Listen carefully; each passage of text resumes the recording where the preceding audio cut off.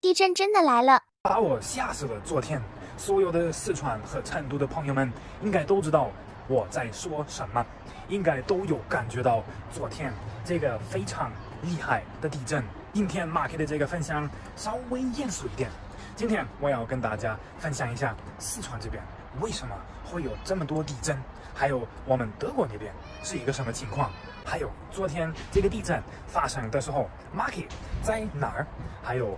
什么感受。那么开始之前，我想先问一下你们四川的朋友们，昨天你们有没有感受到这个地震呢？那个时候你们正在做什么呢？你们那个时候是什么样的一个感觉呢？评论里面跟大家分享一下。那么接下来，如果你也准备的差不多了，我们就直接开始说今天的这个情况。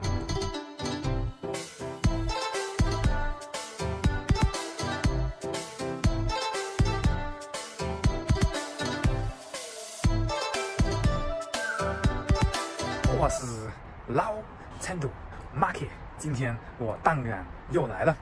欢迎来看一下今天这一期比较严肃的一个视频。我现在又在外面，在小区里面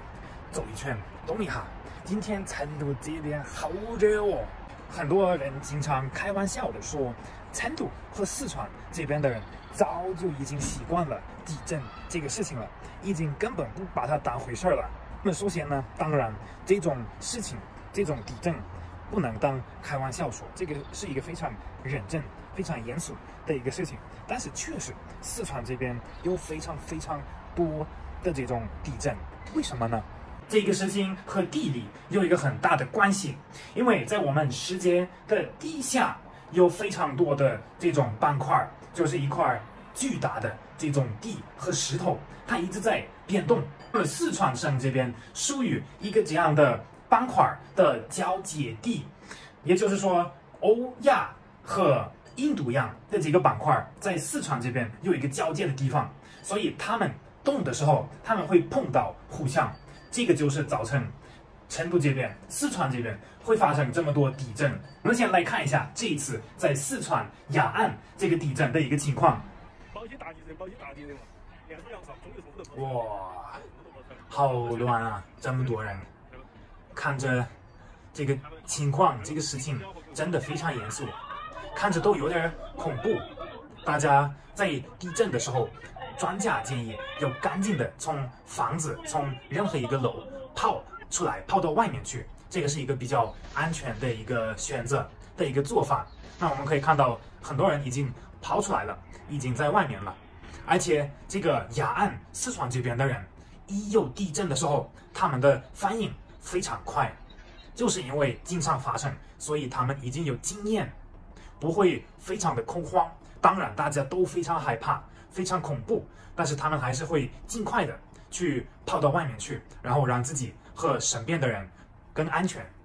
还是很厉害。我们也看到了，地震这个事情真的是一个很严肃的事情，一个很大的问题，因为它会造成特别多的困难，很多人的麻烦，而且也会造成一个特别大的损失，会弄坏很多房子、很多公路、很多桥。所以说，这个情况的确，如果经常发生，肯定要适应一下，肯定要做一些相关的措施，一些相关的安全的做法。想要了解一个地震可以造成多少麻烦和损失，只需要看一下2008年在这边发生的汶川地震。那时候一整个四川这边的小镇都被弄坏了，没了，非常多的人受伤或者死亡。全四川、全中国的人永远会记住这个事情。那么我还记得非常清楚，昨天下午这个地震，四川这边的地震发生的时候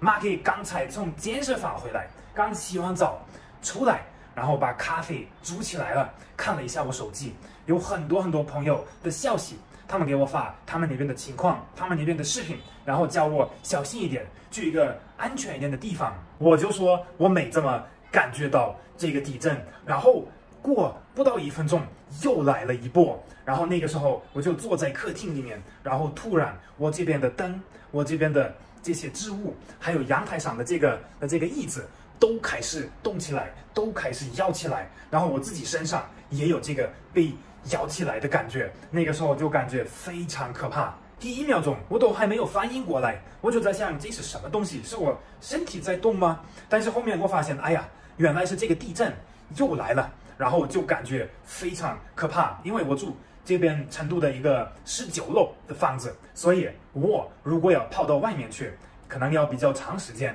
所以那个时候还是感觉到有一点点紧张。那么四川这边的朋友们昨天让我小心，让我去一个安全一点的地方，就说明他们真的是习惯了，他们真的是随时都有这个准备，这个安全的意识，还是挺好的。因为我们德国那边，包括说大部分的其他的欧洲国家和地区，我们都没有经历过地震这种事情。我们那边的地方还是算比较安全的，没有什么太大的自然的力量的这种东西，可能最多就秋天的时候会洪水，就是一些湖、一些河，它里面的水会太多了，然后就会流到我们的房子里面，这个可能是最多的一个情况。但是地震真的是来到四川这边第一次体验。还有一个很有意思的事儿，那就是 Marky 在成都这边的时间已经6年多了，我在这边时间也不短了，但是在这个时间内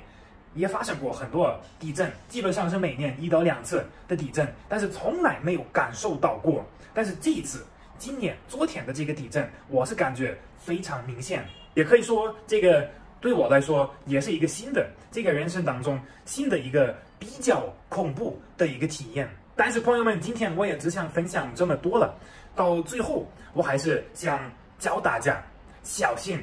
做好这个准备，地震的准备，做好这些安全的意识和做事，然后当地震真的发生的时候，大家都要小心，不要把这个事情当一个笑话。那么现在我还想问一下大家，你们还有没有什么建议可以给我一个老外，还有我们其他的外国和中国的朋友们，有没有一些建议？